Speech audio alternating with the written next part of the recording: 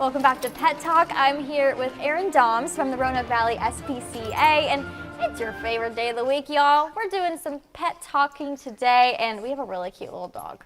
We do. Yes. This is Fritz. Fritz. So he is a little boy, little 8-year-old Pomeranian mix, and he is so happy to be here. He is absolutely loving on everyone. He's never met a stranger. Oh my gosh! And we were just saying today it feels gloomy, depressing. You just want to roll up in a blanket, watch a movie. Well, Fritz thinks the opposite. Okay, Fritz thinks that every day is the best day. I really do. I think such a happy dog and a really sweet little lover. Today we're talking about grooming, and obviously Fritz has some fluffiness to him, so yes. I know it's a common thing. We all have to do it as pet owners, right? Yes, so it's worth talking about, and Fritz was the perfect candidate to come today. So as a long-haired dog, we can see he's got some fluff on him. He is one that would need a little more frequent grooming than a short-haired dog would need. Okay. So we want to make sure that we're paying attention to our dog's needs, and if a dog like Fritz is starting to kind of get matted, or you're feeling there's some debris in here, yeah. Not only is that just not look nice, it can actually be uncomfortable and even lead to like sores and injuries. Oh no. So we want to make sure that we're getting them taken care of before those mats develop or get too bad. Yeah, so how frequently, rule of thumb, I guess if you have a dog like Fritz who has kind of longer hair, how frequently should they be getting groomed?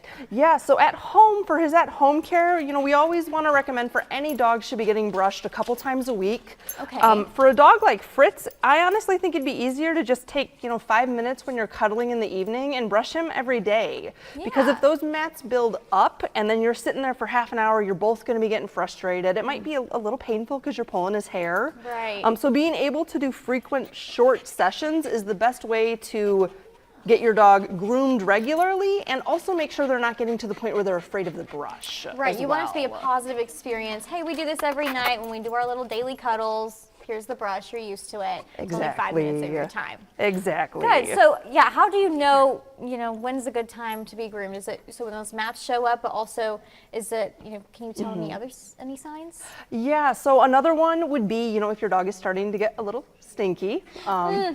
Different things can cause that at different times. If they're getting stinky, if their nails are getting really long, where we're hearing them really click-clacking, or they're sliding on the floor, that can also be a sign that it's time to get some self-care in for our pets. What about a bath?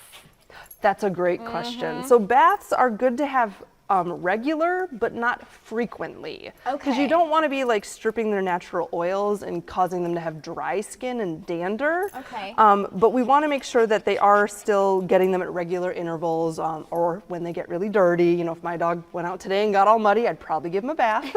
Right. And then when we are giving them a bath, we want to make sure that we're using warm but not hot water, and making sure we're using a dog-specific shampoo, because they do make ones that are going to be, safe for their eyes and for those oils on their skin and all that. Yeah, and for them to lick off just in case. You just never know where it goes. Exactly. And stuff. Yeah. Okay, so when should someone reach out for professional help? Because I think there's a line, right? You think you can do it all yourself, but sometimes it's better to leave Absolutely. And that line can be different for different people. Some people, just aren't comfortable doing nail trims, or maybe their dog is not comfortable with, you found the treat bag, is not comfortable with them brushing them, and it's hard for them to do it. Then you can just choose to have a professional do it consistently.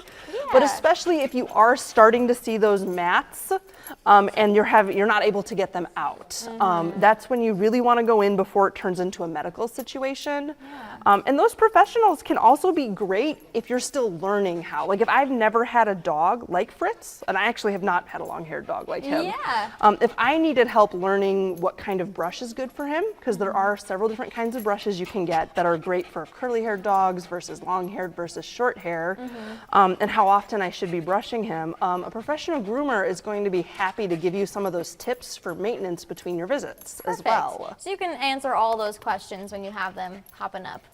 Exactly. Excellent. Yeah. Well, thank you so much, Erin. And Fritz is available for adoption. Super fluffy, super fun. If you just need a little smile this week, Fritz is your girl, or your guy, sorry.